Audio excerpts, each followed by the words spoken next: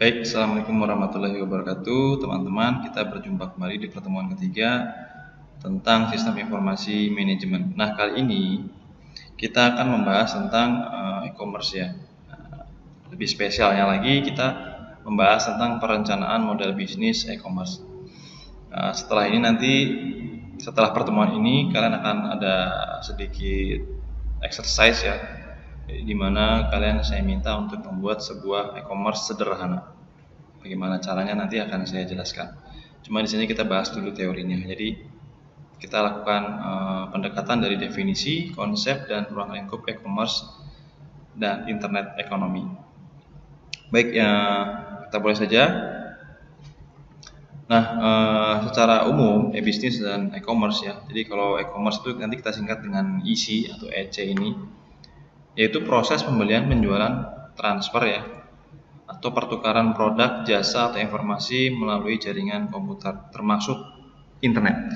Jadi poinnya adalah karena dia menggunakan I ya, elektronik, itu elektronik ini, e-commerce, maka dia harus terhubung melalui internet. Ada jaringan internetnya dulu, ada infrastruktur berupa internetnya dulu. Nah, untuk e-bisnis definisinya lebih luas ya. Jadi meliputi pembelian, penjualan barang serta jasa, dan juga pelayanan pelanggan, kolaborasi dengan mitra bisnis, pelaksanaan e-learning, dan pelaksanaan transaksi elektronik dalam perusahaan. Jadi dia ruang lingkupnya lebih luas dari elektronik komersial atau e-commerce ini. Dia ada pelayanan pelanggannya, ada fasilitas untuk help desk atau bantuan layanan gitu ya. Oke, ini secara teori. Kita lanjut. Dan definisi selanjutnya adalah cara baru dan inovatif untuk menggunakan internet. Jadi awalnya internet itu hanya dipakai untuk berkomunikasi, menyebarluaskan informasi gitu ya. Nah, e-bisnis atau e-commerce adalah pemanfaatan internet yang lebih inovatif. Jadi bisa melakukan transaksi atau perdagangan lewat internet. Oke, dan juga yang kedua adalah penjual dan pembeli tidak perlu bertatap muka, tetapi pelanggan di seluruh dunia bisa berkunjung ke toko tertentu tersebut atau baik di waktu siang maupun malam hari dan berharap menerima perhatian secara pribadi. Jadi poinnya adalah di sini teman-teman. Ya, orang akan terus berlangganan, akan terus menggunakan e-commerce yang kita punya jika kita mendapatkan atau si pelanggan itu mendapatkan perhatian secara pribadi. Makanya banyak toko-toko online itu yang membuat chat me atau kontak me atau kontak us atau butuh bantuan kami. Nah, ini adalah salah satu fasilitas ya. Fasilitas tambahan dari sebuah bisnis atau e-commerce. Oke, next. Nah, pelanggan dapat memperoleh aneka informasi barang dan jasa tentu ya. Di dalam situsnya itu kita bisa melihat informasi barangnya itu berapa harganya, jumlahnya apa, terus bahkan sekarang sudah ditambahkan dengan ulasan, bahkan ada e-commerce tertentu yang memberikan rating ke si penjual sehingga orang yang membeli itu akan percaya. Ya, dari berbagai toko dalam melengkapi berbagai variasi merek lengkap dan dengan spesifikasi harga, cara pembayaran, cara pengiriman. Ya, bahkan beberapa toko juga memberikan fasilitas pelayanan track and trace ya. Jadi kita bisa lihat barang kita itu sampai mana gitu ya. Nah, yang kedua, yang selanjutnya, pelanggan memberikan umpan balik kepada perusahaan. Nah, jadi kita bisa memberikan umpan balik gitu. Oh iya, ini tokonya bagus, ini percaya gitu ya. Jadi silakan belanja di sini. Dan perusahaan memperoleh peluang untuk belajar dan membuat penyesuaian. Nah, seperti e-commerce yang sekarang ini nih, dia melihat perilaku pembeli itu lebih senang dengan yang ongkirnya gratis gitu ya, gratis ongkir. Nah, dibuatlah program gitu loh dari sejumlah transaksi yang dia miliki. Ternyata banyak pelanggan lebih senang menggunakan fitur gratis ongkir. Nah, dia pasti akan membuat formulasi nih si e-commerce-nya, bagaimana caranya tetap bisa gratis ongkir dan tetap juga memiliki keuntungan. Oke. E-commerce ya secara elektronik, definisi elektronik e-commerce ya merupakan suatu tindakan melakukan transaksi bisnis secara elektronik dengan menggunakan internet sebagai media komunikasi yang paling utama. Ini menurut Robert E. Johnson. Menurut Gary Coulter, e-commerce berhubungan dengan penjualan, periklanan, dan pemesanan produk yang semuanya dikerjakan melalui internet. Menurut Donna Perry, kemampuan untuk melakukan bisnis secara elektronik melalui komputer, fax, telepon, dan sebagainya. Kalau kita lihat secara perspektif ya, secara kacamata dari sisi komunikasi, e-commerce itu mampu menyediakan layanan pengiriman barang, jasa, informasi, atau pembayaran melalui jaringan komputer atau sarana elektronik lainnya. Nah, secara perdagangan, berarti e-commerce itu menyediakan sarana untuk membeli dan menjual produk, jasa, dan informasi melalui internet atau fasilitas online lainnya. Kalau dari proses bisnis, berarti menjalankan proses bisnis secara elektronik melalui jaringan elektronik, ya, menggantikan proses bisnis fisik dengan informasi. Jadi dulu orang kalau mau beli barang kan, kalau misalkan belum elektronik ya, dia pasti tanya ke tetangganya, atau mungkin kalian masih ngalamin ya. Dulu waktu saya kecil ada penjual sendal ya, dia bawa segepok sendal, sekarung sendal, lalu dia berkeliling gitu ya, keliling kampung. Ini cara tradisional ya, keliling kampung, dan dia pasti berhentinya di tempat orang yang mulutnya comel. Comel itu maksudnya cerewet. Nah, jadi secara nggak langsung kalau si pembeli cerewet ini diservis secara maksimal, ya, dari harganya mungkin dikasih diskon, terus kualitasnya diperbagus gitu ya, pasti nanti si ibu yang cerewet ini akan ngomong gitu loh. Nah, dia akan memberikan informasi. Jadi proses bisnisnya dulu seperti itu. Orang bisa membeli, itu tahu dulu barangnya bagus nggak gitu, harganya cukup nggak gitu, terjangkau nggak, ya gitu. Nah, kalau secara elektronik kita bisa melihat informasi secara langsung dari tanggapan atau ulasan di kolom bawahnya barang yang ingin dijual itu. Yang kedua, yang selanjutnya, layanan. Ya, cara bagi pemerintah, perusahaan, konsumen, dan manajemen untuk memangkas biaya pelayanan operasi sekaligus meningkatkan mutu dan kecepatan layanan bagi konsumen. Ya, kalau dulu tadi secara tradisional itu dia harus keliling, terus mendatangi rumah-rumah ibu yang cerewet itu. Kalau di lingkungan itu nggak ada yang cerewet, berarti dia harus cerewet sendiri. Nah, dengan adanya internet e-commerce ini, proses seperti itu tuh bisa dia pangkas gitu loh. Jadi dia cukup pasang aja di websitenya dia, terus diiklankan. Nah, iklannya itu akan muncul di HP kita masing-masing, ya kan? Teman-teman pernah lihat ya di Facebook ada postingan yang tulisannya bersponsor. Nah, itu contoh untuk beriklan.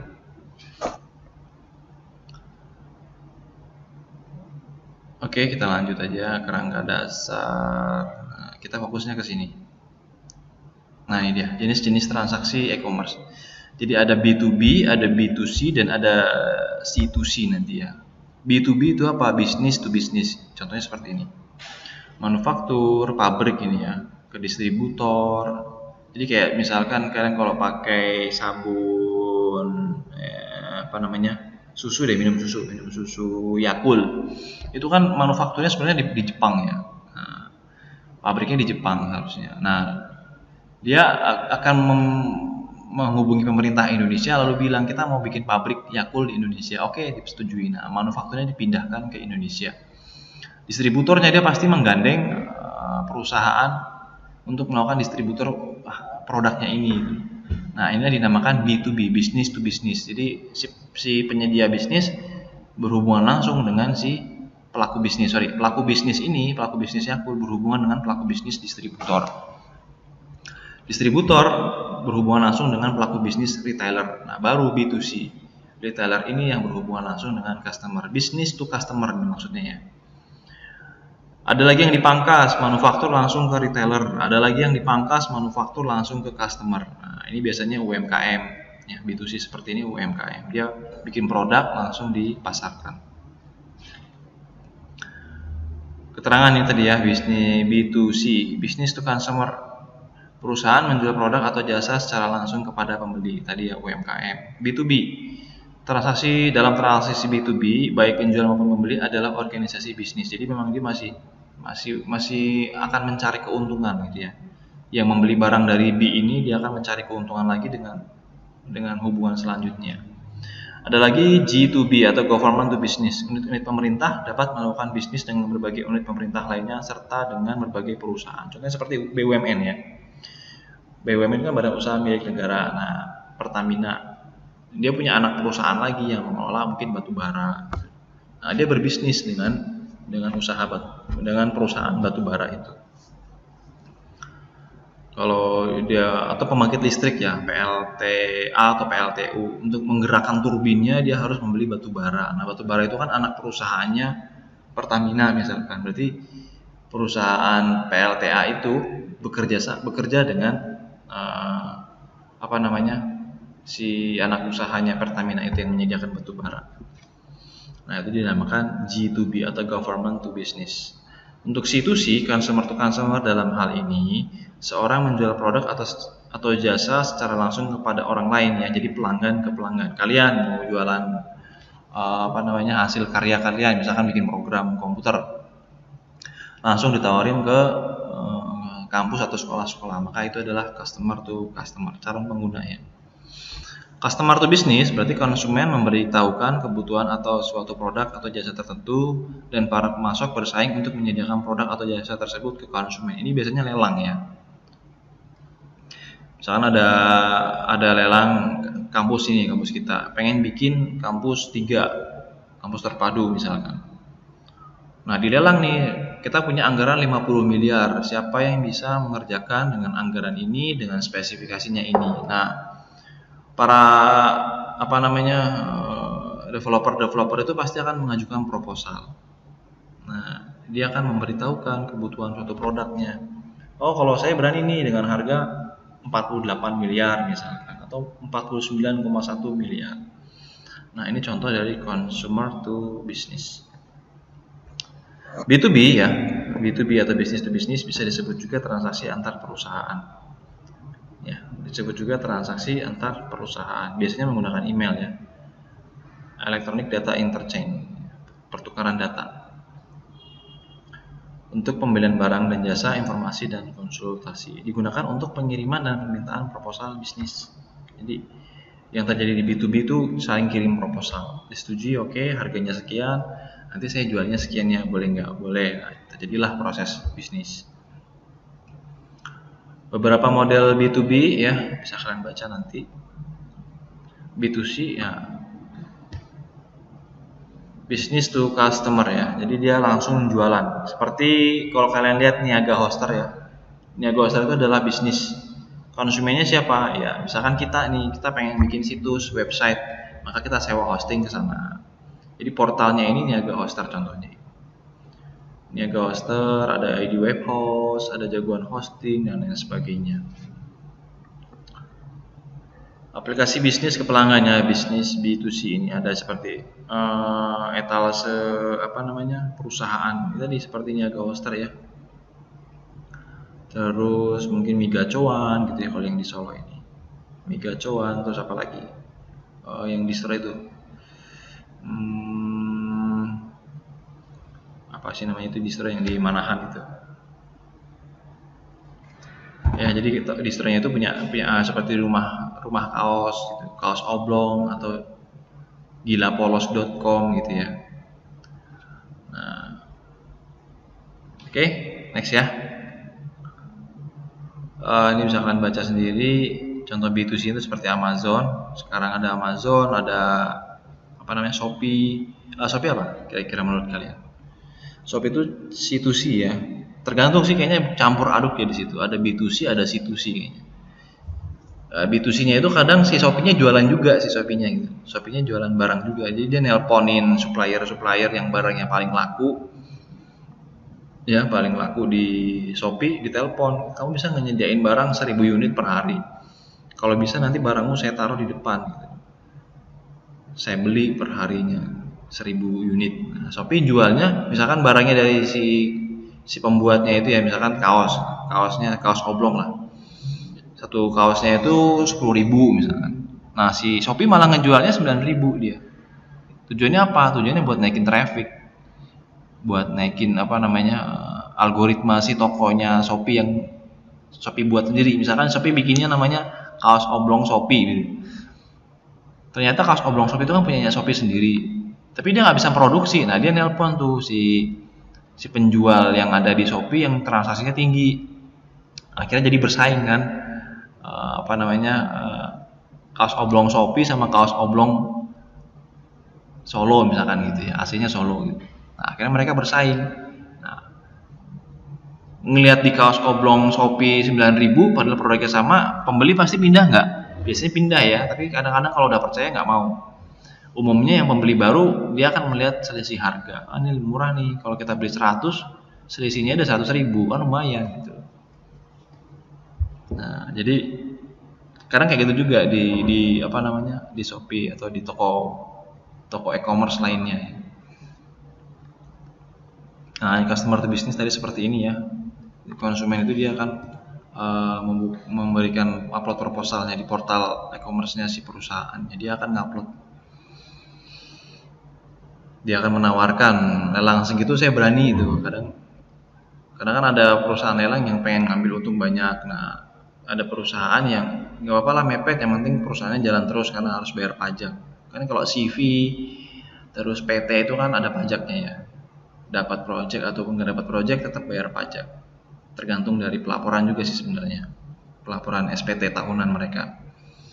Oke, consumer to customer, nah portal isi ya, e-commerce ini seperti tadi Shopee, Tokopedia, Bukalapak dan lain sebagainya. Tentu saja manfaat e-commerce bagi perusahaan jangkauannya jadi global ya. Perusahaannya di Jakarta, pelanggannya dari Papua gitu. Jadi menjadi global. Biaya operasi juga lebih murah, perbaikan rantai pasokan ya. Penambahan jam buka jadi 24 jam, 7 hari, 365 hari. Ya, keren kan? Jadi ini bisa kalian baca sendiri, itu manfaatnya. Ini juga manfaatnya bisa kalian baca. Nah, oke, selesai. Nah, teman-teman, selanjutnya adalah jadi dua pertemuan ini stop dulu ya, stop. Oke, dari dua pertemuan ini kalian nggak bisa ngeliat wajah saya. Oh, pakai gini aja.